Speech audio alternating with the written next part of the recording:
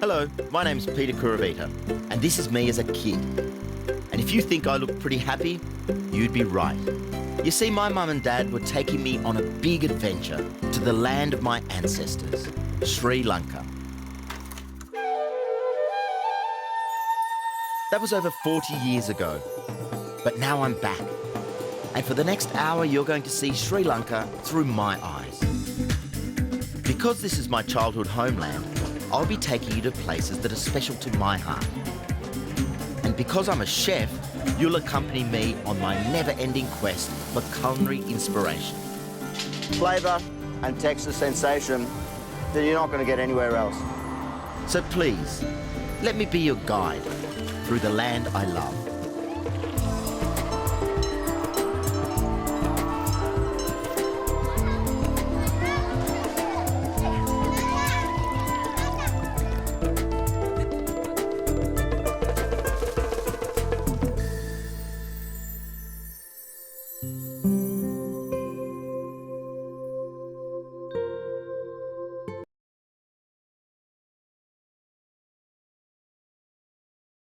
At a place that for me holds special memories. This is Face Green, a park in the centre of the city where Sri Lankan families meet and play every weekend. The sound and the colour and the memories of this place probably mean more to me than anything. This was the big day out for a Sri Lankan boy. My dad used to bring me down here all the time. And walking around here now really takes me back. You see, Dad was a bit of a local hero because he was on the national wrestling team and they would train here in front of adoring crowds. And to be the son of a sporting star, well, how proud was I? He was a champion wrestler in Sri Lanka, and the reason he chose it wasn't for sport and wasn't for any of those things. It was because he was really sick. He had malaria and his mother didn't know what to do. And so he met this guy called Marshall on the beach, and he said, come and wrestle with us, you'll get fit and strong. So he started and fell in love with it, was chosen to go to the Olympics. Since my dad died around 15 years ago, I've come to realise what an enormous influence he's had on everything I do. It's because of him I'm a proud Australian and a proud Sri Lankan, and it's because of him I became a chef. You see, Dad taught me whenever you cook or eat food, you must always do it with love.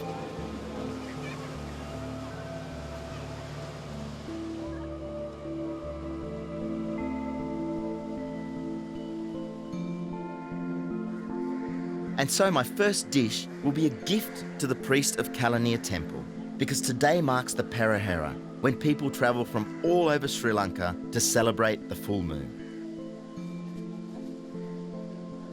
I want to cook a dish that is simple but very special.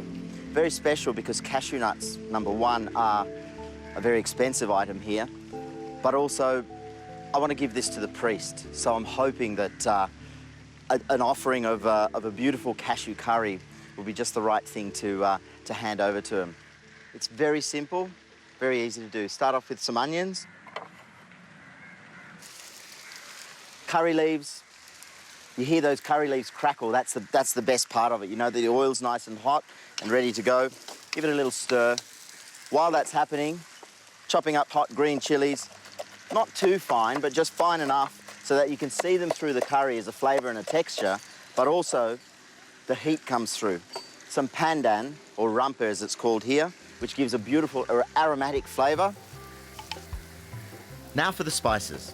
And it's a mix of roasted cumin seeds, turmeric, chilli and cinnamon. And then that just gets stirred around nicely. I'm starting to get that aroma as well now from the pandan. It's just lovely. I bought some cashew nuts earlier and soaked them for an hour. The reason for that is so that they soften up, but it also reduces the cooking time. And the reason for reducing the cooking time is that we're using a lot of coconut cream. So coconut cream, if boiled too much, will separate. When the onions are nice and brown and those flavours come through, add them into it. Now, these are the smells and the flavours that used to come through my grandmother's kitchen. They didn't have to call me to dinner. I came, I just followed the smell. Now, Once that's cooked and all the curries have sort of wrapped around the cashew nuts, I've got a first and a second extract of coconut milk. The first extract is used right at the end. The second extract goes in straight away. And now what we do is simply boil it. Boil it and reduce it until you get some thickness to the sauce. When the sauce is reduced, I'm going to finish it off with just a little bit of coconut cream. Now, this is the first extract of coconut, rich and thick and tasty. And if you cook it too long, it's going to split and look terrible. So it's really important, just put a little bit in, finish it off, give it a nice little stir. To serve it up my way, I want to just make a nice little pile in the middle. Now, the last of the coconut cream goes on there, and that's just a garnish. It sits on there, it's nice and thick, white, looks really nice. And then I've got some roasted curry powder. You don't stir it through, you just leave it there. Cashew curry for the priest. Can't wait to give it to him. I'm sure he's going to love it.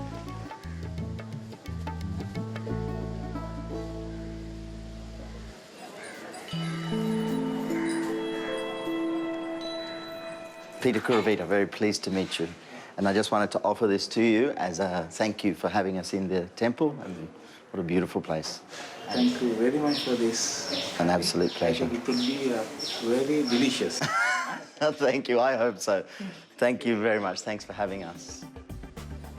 Now, let's get amongst the celebrations and find some street food.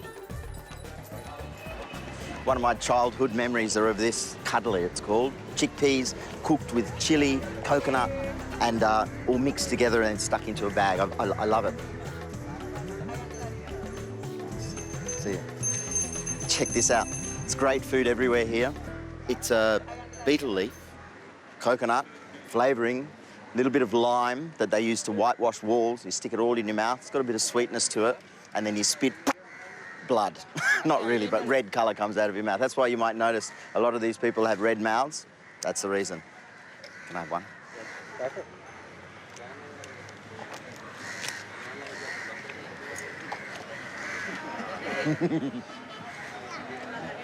Doesn't taste like I remember, actually. I have to spit quite soon, but the colour got me. I think it did every time. Let's go find some more food. Once the sun sets, the streets are closed off and the procession begins. It's a cornucopia of lights, colour and culture that goes on right throughout the night. Tomorrow I'll be leaving Colombo to continue my adventure around Sri Lanka. And my first destination is towards the centre of the country, a place they call the Cultural Triangle. It's here you'll find an ancient ruin known as the eighth wonder of the world. This is Sigiriya, a temple fort built 1,500 years ago for King Kasupa.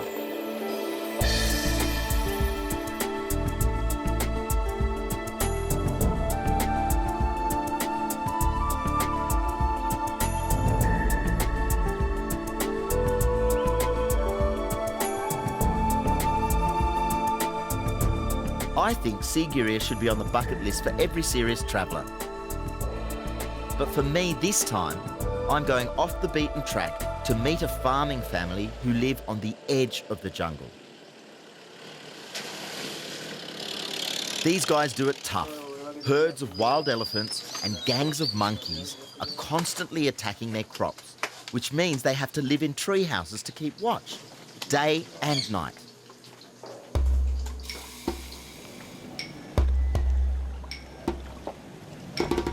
And, as if it isn't enough that they live up trees, there are no roads out to their farm either. You have to get there by boat. Seriously, these guys are in the middle of nowhere. The river's narrowed right down now, sort of coming into the, looks like what looks like the end of the lake. And I think just around the corner is where we're going to stop and go and have a look at this guy's farm.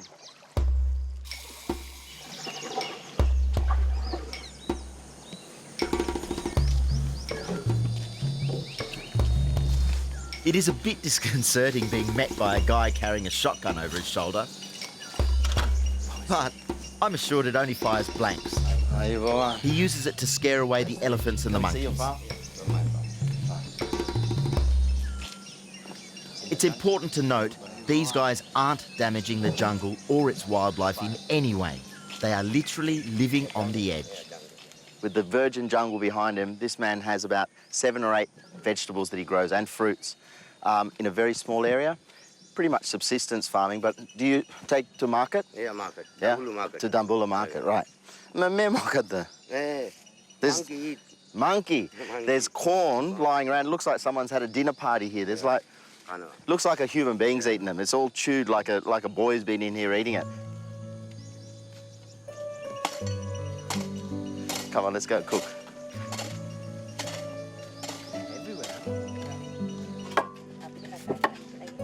In Sri Lanka, it doesn't matter who you are or how much money you have. You always treat food with reverence.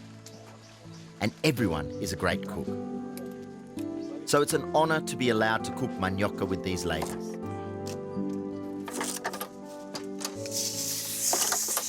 The skin comes off beautifully. You just pretty much get underneath it and then you can peel it away. Very easy. Hey, little puppy. This feast of snake bean curry, wing beans and a lentil curry is, as always, built around a starch, usually rice or bread, but in this case, manioka, which is a root vegetable like sweet potato, and I'm just boiling it with turmeric.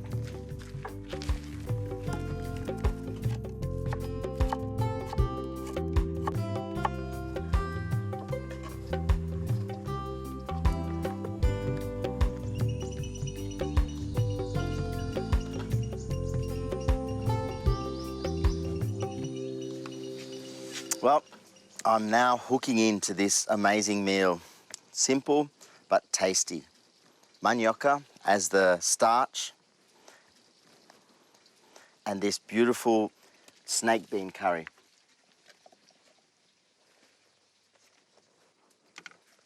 Meal fit for a king. The manioka is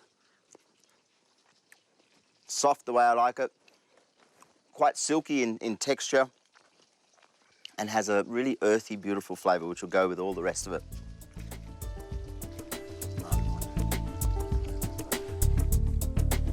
It's funny, isn't it? These guys have so little. No car, no electricity, no TV or computer, but in a way, I envy them. It really is beautiful out here.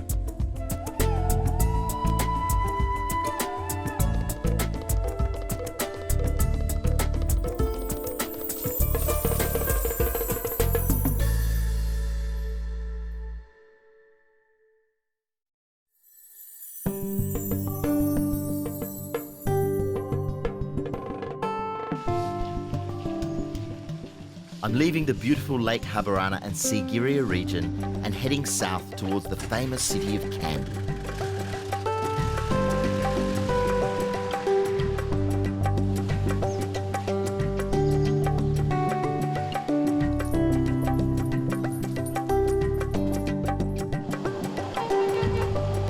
On the way, I'm stopping off near Martale. This area is best known for its spice plantations. They grow everything here, from pepper and vanilla to cinnamon and cacao. The spice gardens are a big hit with the tourists, but I'm here to meet someone who most people never even notice. Ah. Aiboan. Piasiri is a labourer in the spice plantations. He only makes about $3 a day for a really tough job, but his garden is a thing of beauty. Nice. The reason I wanted you to meet Piasiri is because, in some ways, he's typical of many Sri Lankans. He has almost nothing, but he's proud of what he does have, and he wants to share it. Coconut, mango.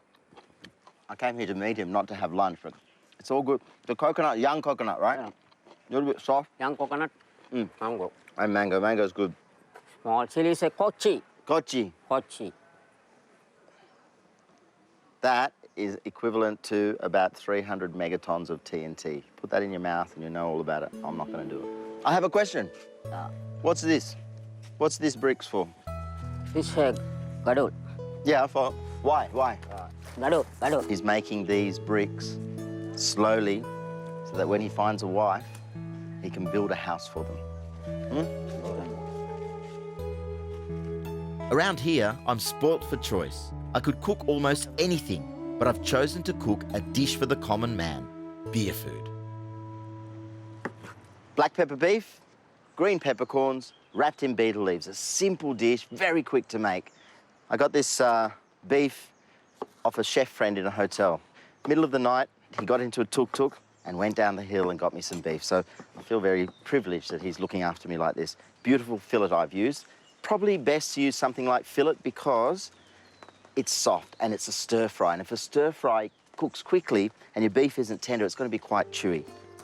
Now, finely chop hot green chilies and mix them with lime juice, black pepper and salt into the steak. It's left to infuse while I prepare the garnishes of capsicum pepper, onion, cucumber battens, tomatoes and this lovely fresh coriander. The next thing I have to do is use betel leaf. These I'm just going to make into little cones, and this is going to be the receptacle for all the rest of it. I love cooking like this. It just makes it so much fun, and it's good to be able to, you know, use the natural ingredients around you. Now, last ingredient, just close my eyes, reach around, pepper. How lucky for me. Fresh peppercorns. These seeds are usually ripened to give you both black and white pepper. But green like this, they're hot and the flavour is very different. Right, well, I'm ready to go. Chilies are hot. Okay, very, very hot oil. Garlic, curry leaves, half of the onion. And then as the garlic is browning very quickly, I'm going to put this beef in to stop the garlic browning.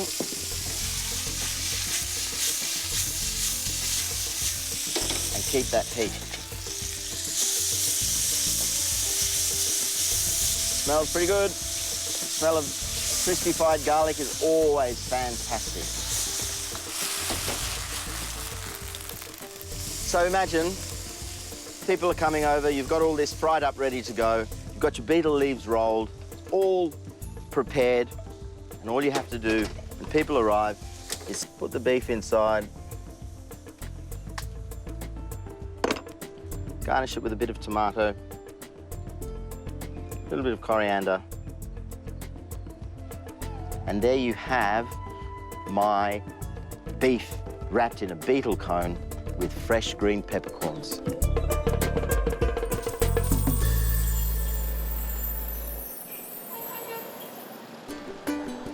This is the old Sinhalese capital of Kandy. Sri Lankan Buddhists consider Kandy to be their country's most significant spiritual centre. But this city also has a large Muslim population. Add to the mix both Hindu and Christian populations, and what you end up with is one very vibrant melting pot, which means incredibly diverse food. And in amongst all of this wonderful cuisine is one dish that is uniquely Sri Lankan. Hoppers, the signature dish of this country as far as I'm concerned. I'm going to go in there and learn how to make them.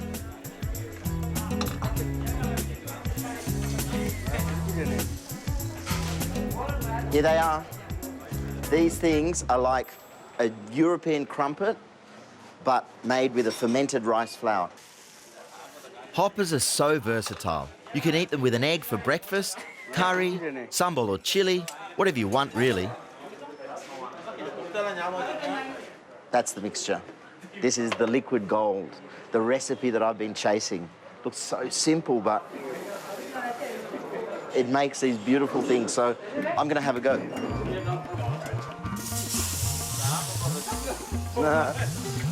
Don't laugh. Hey! That's a shocker. Here we go, the unveiling. What do you think? No good. Come on. Too hot, too thick, and terrible action on the hands. So I had to go. I'm going to stay with them and do a few more. I'll get good at it. Thank you. Clearly, making hoppers is more difficult than I expected. So I'm heading out to meet up with Mrs. Amarasekra, who I'm told holds the secret to cooking perfect hoppers.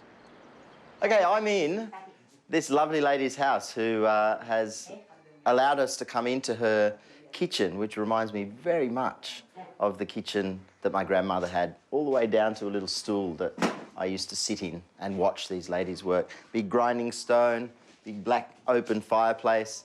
With this lady's help, I'm going to make hoppers. To make the batter, you mix bread with coconut water and flour. The bread acts as a yeast starter. Then you mix it all together with coconut milk and leave it to rise for about 6 hours. Here's a mix that's been sitting overnight. It's doubled in size and thickened, so now we add more coconut milk. Do you want us to have a look? Stir it more.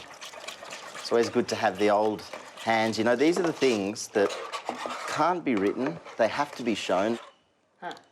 Right, so what we're after, thick pancake batter, or even closer to a waffle batter. Lunu? Tiga? Oh, done. Little bit of salt. Always salt here, actually. Madi? Lots of salt. Okay, Hari. So it's ready to cook. That's pretty much it.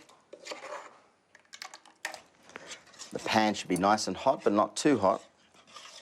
And then you need to ladle a good amount into the centre and then swirl it around the pan so that it coats. It's like making a pancake except in a wok, so that it coats the whole pan and leaves just a little bit in the centre. And now, put on the lid. Fingers crossed. She thinks I'm mad. She's so nice. She says I remind her of her second son, and I was telling her she reminds me of my grandmother, and now she's teaching me Sri Lanka's biggest secret, so I feel very lucky. You know, it's been a search for over 20 years for this recipe, and I've finally got it. I'm very, very happy. I'm happy with the flavour. I know it's going to go crisp. So after numerous attempts, black fingers, burnt hands, and a very watchful teacher, I've learnt a few things. Bash the pan before you pull it out. Make sure you've got a really nice crisp hopper. And the idea is that you end up with something like this. Should be nice and brown. Should sit up like a beautiful cup. And into this cup you can add curry, you can have an egg, you can have many other things. Bohumi Stuti, Achi, thank you so much for all your help. This is a lovely, lovely lady.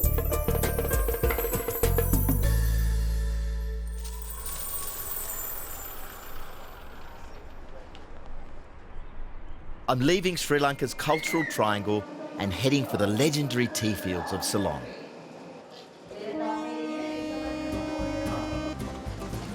As a kid growing up in Sri Lanka, I used to love the train. My uncle was a train driver and he'd let me ride in the engine carriage with him. All this brings back such magical memories. And you know what? The old trains really haven't changed that much. They even deliver the driver's manifesto to the station master the way they've always done it.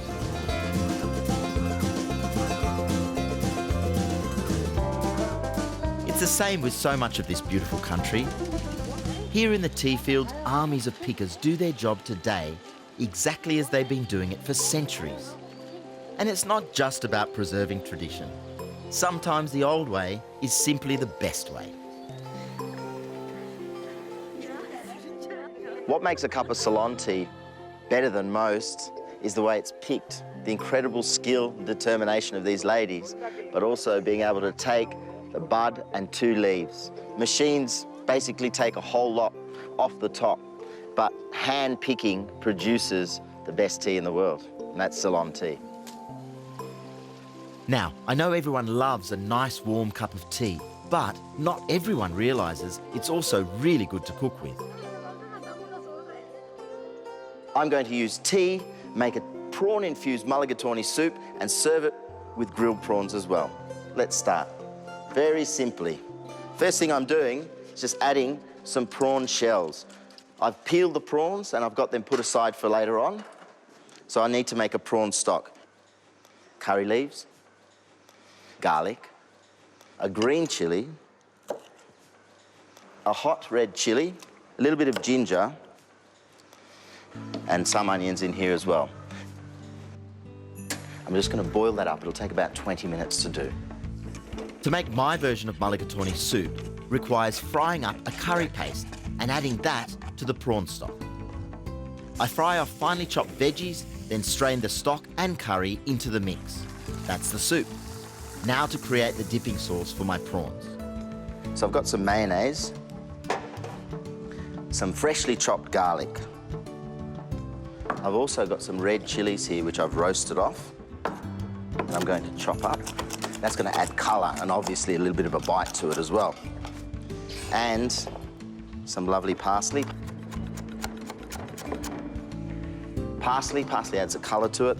Now, my secret ingredient, obviously tea. I've got myself some single estate tea, which means that the tea was all grown in one area.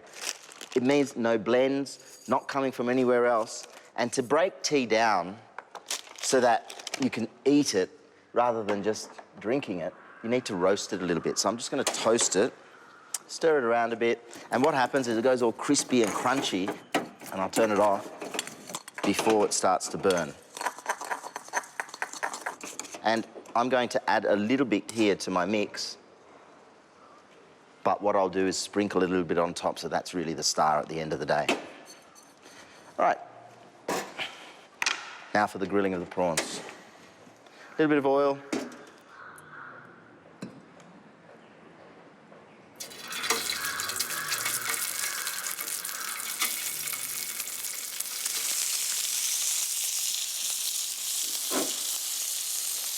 Prawns don't have to be cooked all the way through. If they're fresh, you can just cook them till they're just translucent inside.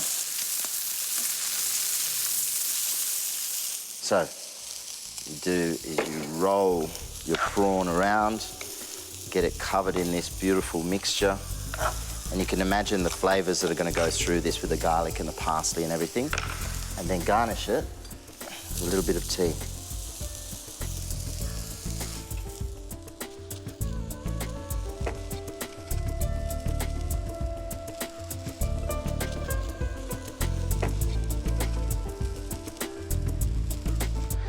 Now my soup, which is looking lovely, give it a good stir, make sure you get all those flavours mixed together. Put that in, and my cucumber right in the front. The dish is done, but there's one more thing to do, and that's finish it off with the garnish. And what would I do here except use 2 leaves and a bud from the bushes out there, a lovely piece of tea.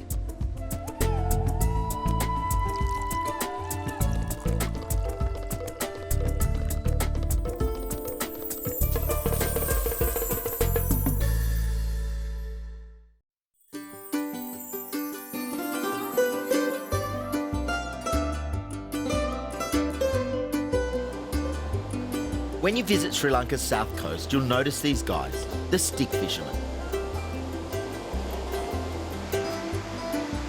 This style of surf fishing is unique to Sri Lanka and has been going on like this for as long as anyone can remember. Today they've kindly granted me permission to borrow a stick. So the pressure's on to make a good go of it.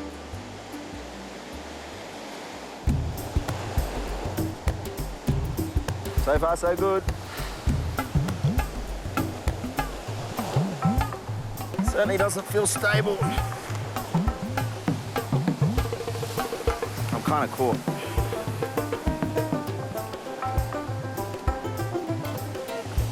All right. As the schools of herring patrol the surf hunting shrimp, we stick fishermen run tiny silver lures through the schools. There they are, there's heaps. Come on. I just need one fish. Come on. I'm just saying a prayer just to try and stay on this bloody stick.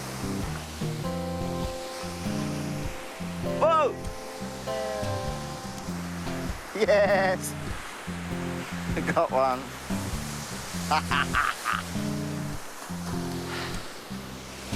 Ah, yes, I've got a bit of cred with the lads on the sticks now.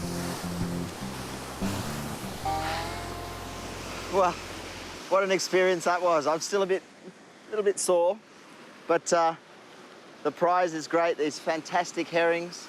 And I'm just going to do a simple dish here by the seaside of crispy fried herrings with a lovely salad.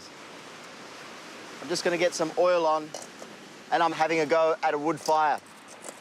Hard to control the heat, and we're working with hot oil. So be very, very careful. If this does catch fire, I'm just running, all right? While that gets hot, I'm going to prepare my salad. And it's as simple as it is refreshing. Thinly sliced onions are mixed with green chilies, tomato, lime and cucumber. Pepper and salt. And finally, a classic Sri Lankan flavouring, Maldive fish, which is tuna smoked and dried and pounded into flakes. Now with the fish, what I'm going to do is give them a bit of flavour. Some salt into that. And I've got this roasted curry powder. It's a combination of all these beautiful spices, and it'll give it a wonderful flavour as well. Lots of black pepper. And I'm going to put a little bit of flour just to crisp them up. Mix that up together. Be gentle with the fish too, so that they don't get damaged, but cover them up with all these great flavours. A little bit of lime as well to add a bit of acidity. And check the oil.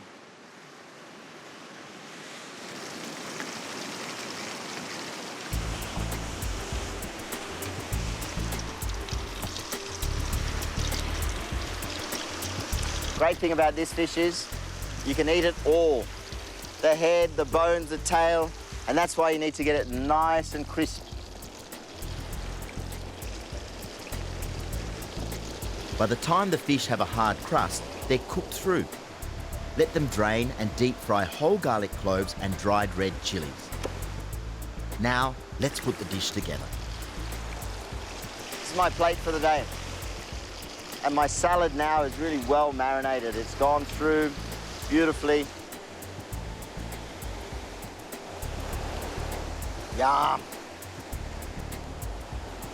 What I've got is hot, sour, crunchy, fresh, and light. Nothing more you could ask for in a place like this. Maybe a beer.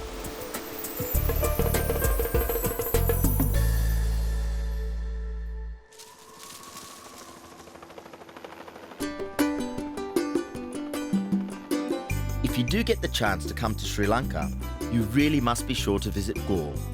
It's ancient, beautiful, and its mix of food and culture is more diverse than anywhere on the island. You see, traders from Europe, the Middle East, and Asia have been coming here since the beginning of time. Each culture has left its mark, but none have truly conquered, because Sri Lankans have perfected the art of adopting, then interpreting other people's ideas. One such interpretation is the delicious range of spicy snacks Sri Lankans call short eats. There's one short eat that I really wanted to do because my faithful assistant here, who's travelled the whole trip with me, Bubby or Shamil, has always been caught sneaking off to have one of these. And it's called a what? What are we cooking today? It's egg roll. An egg roll. Sounds simple, and it is, but it tastes so good. Okay, Bubby, so let's make the batter first. Yeah. Can you remember what goes in it? Yes. First flour Yeah, and 4 eggs yeah. and milk. While Bubby blends the batter, I'll make up a mix of boiled potatoes and steamed tuna. The measurements would be the same, so 50-50 potato and fish. So into this mixture, I'm adding salt and pepper, seasoning it up now. So that's ready to go. What's the next step, Bubby? We'll first do the temper thing. Get all the flavours into it now. So temperado. So just finely dicing up some onion and some garlic. And that goes into hot oil with spices. Really getting a lot of colour into that as well. Do you need curry leaves now? Yeah.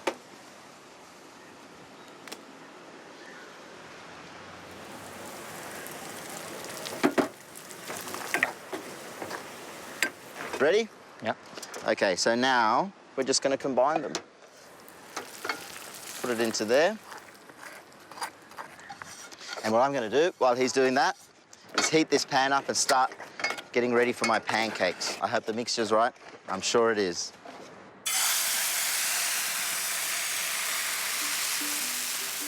When the pancakes are ready, they'll act as a skin for the spicy tuna and potato mix, along with half a boiled egg.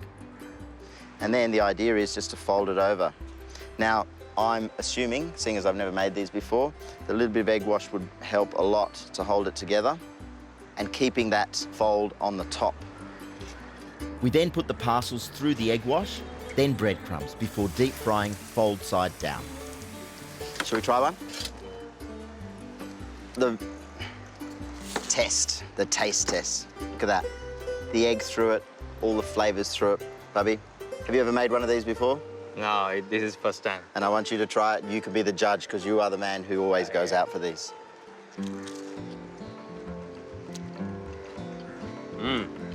Good. How's On that. that?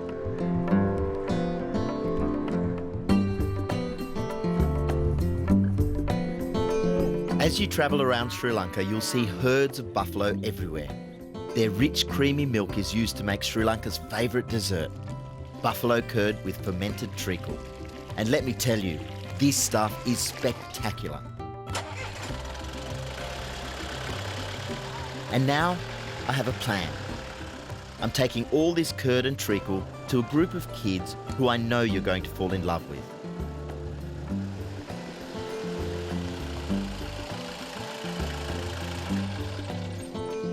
This is the Maha'ara Buddhist School.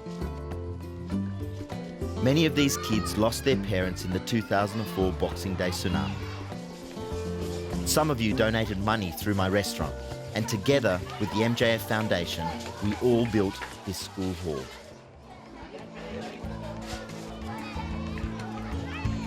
These gorgeous, smiling kids have very basic lives. Some of them are so poor that a treat like curd and treacle only happens once or maybe twice a year.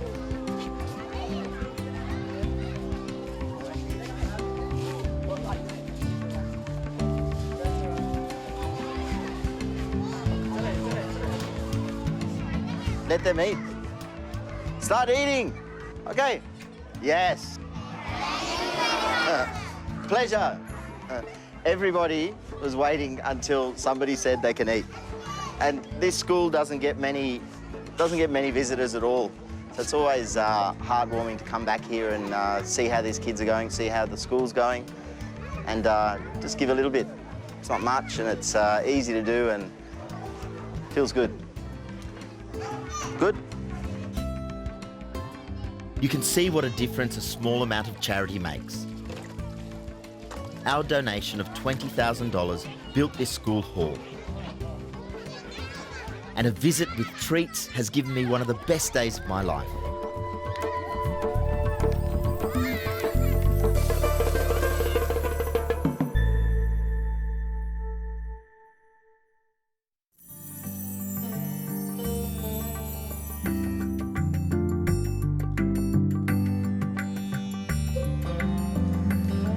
For 3 decades, Sri Lanka's northern capital, Jaffna, was hidden from the world because of civil war.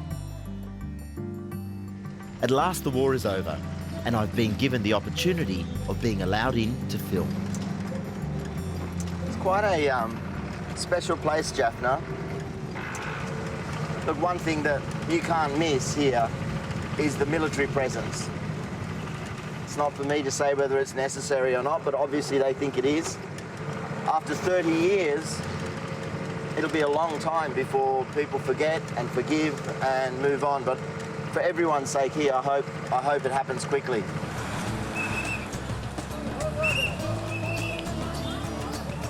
You know, for people not having seen anyone or being closed off, it still has a real vibrant feel about it. It has all the makings of a new Gaul. Just popped out of gear. I'm really reliving a bit of one of my great memories driving this car, Morris Oxford. My dad had one It still smells the same. Needs a bit of aircon in this car though. And I think that was one of my complaints before as well. Yay! There goes a Morris Minor 1000 with a horn that works. Mine doesn't.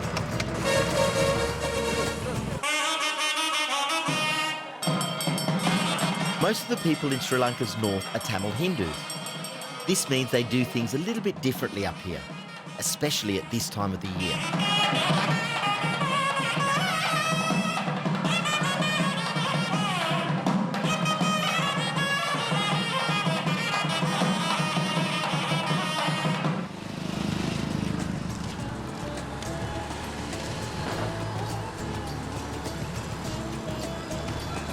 New Year's Eve in Jaffna. Auspiciously, green and gold has been chosen, which is quite ironic, really. I should just wear my Aussie jumper. I've been invited into my guide's family home for New Year's celebrations. And part of the tradition is the giving of gifts. These New Year's celebrations are unique to the Sinhalese Buddhists and the Tamil Hindus of Sri Lanka. It coincides with the April full moon. Hello. Pundat Tavatako. How are you? Nice to meet you all. These few days of partying are all about family, friends, and getting together to cook up a whole lot of New Year's treats. Happy New Year. Oh, good. Good, it said it in English. And now a New Year's treat just for me. Who is that? I've been invited to cook with the family. We're making 3 things today. New Year sweets. And the first one is a roti, which I've never seen before. Broken red rice going into it. Me, can I have a turn? Come on, let me have a go. Oh, it feels like putty, lumpy putty, but the best part is, you have to chuck it. Oh, it's not wet enough. This is cool. I can't wait to see what this becomes. Now throw it. Yeah. And again, ready? We're actually doing this because apparently it puts air into it. Here we go, last one.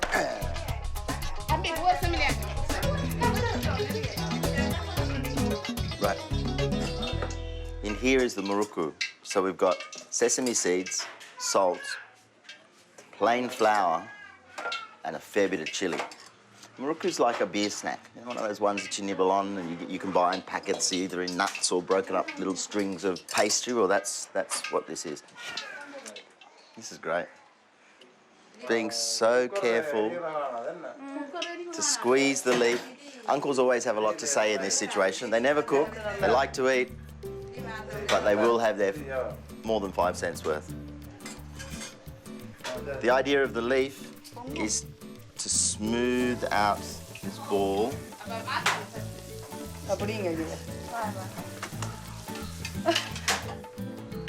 This is the second one, which is the muruku, which is like a rice flour biscuit, which is going to be deep fried. Biscuit. Yeah, like biscuit, isn't it?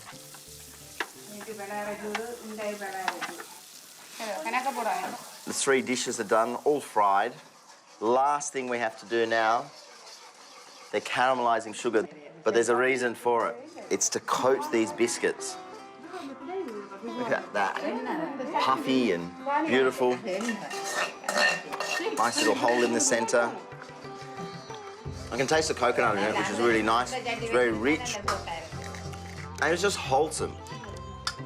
And now the finishing touch, the caramel on the muruku biscuit. Yum. Let me try. Ready?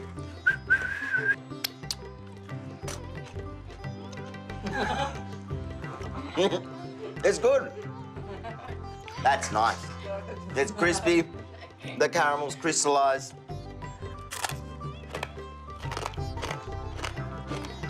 Good. All good. Thank you very much.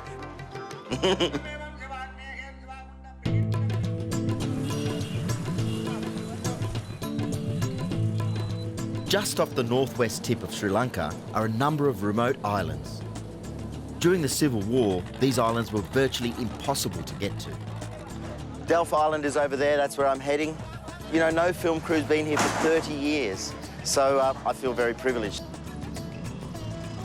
It's about an hour and a half ferry ride out to Delft Island.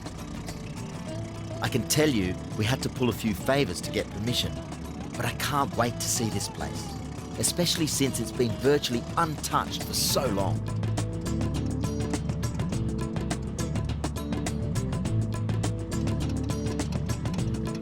Delft Island is halfway between Sri Lanka and India, so it has a fascinating history. For starters, both the Dutch and the Portuguese realised how important it was strategically and battled to control the island during their periods of colonisation.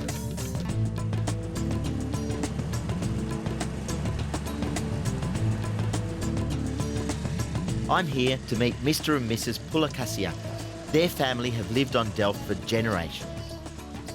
During the war, they moved to the mainland and have only very recently considered it safe to return. Yeah. Hi, Gia. Nice to meet you. So, I'm going to cook up a homecoming feast. Got some great mud crabs here. If you're at home and you have a freezer, put them in the freezer. But one of the things that you'll find with a crab is that if you hurt it when you try and kill it, what will happen is he'll drop his claws from the tip of the tail, aiming to get a hole all the way through the crab, right to the end of the shell, and it should die instantly.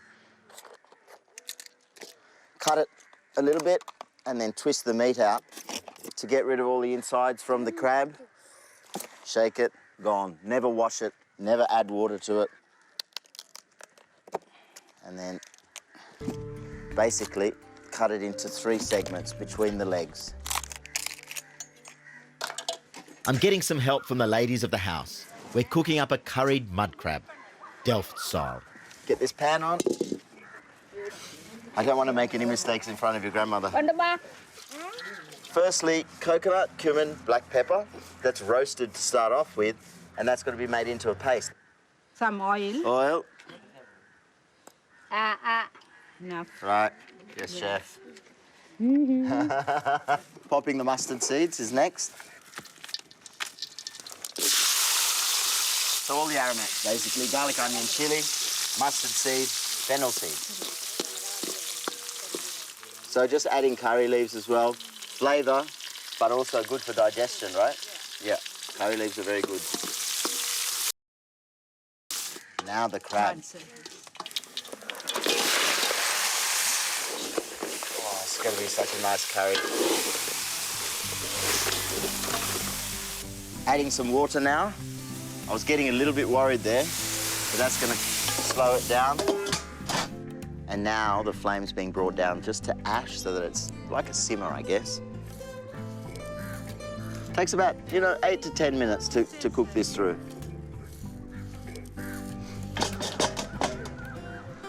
Always let the steam pop out first. Oh, look at that. Yum. And now, coconut cream.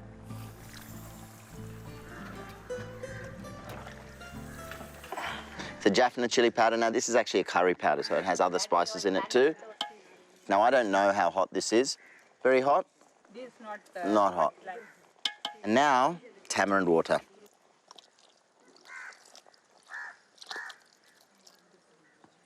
All the seeds have been taken out, squeezed up, made into a pulp. It's just a nice souring agent. That mix that I talked about before, the coconut, the black pepper, the roasted cumin, has also had garlic. Garlic added to it, lots of garlic. And that's ready now?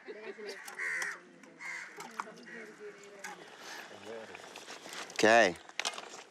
Oh, yeah. This paste is really good. Such a nice smell and flavour. Last ingredient is moringa leaves sprinkled with love over the top.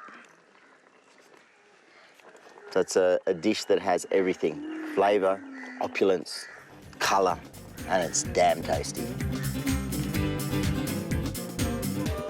Taste time. Well, that's it. The end of my Sri Lankan adventure. Taste. But I know it won't be long before I pack my kitchen knives and chatties and boarded a flight to come back here to the land of my childhood. Because it doesn't matter how often I return, I always learn new recipes and meet wonderful people wherever I go. I got one. Thank you so much for all your help. This is a lovely, lovely lady. They're dressing the elephants now, so the time's getting close to this great procession. The excitement here is great. Start eating. Yes. Sri Lanka. Don't you love it?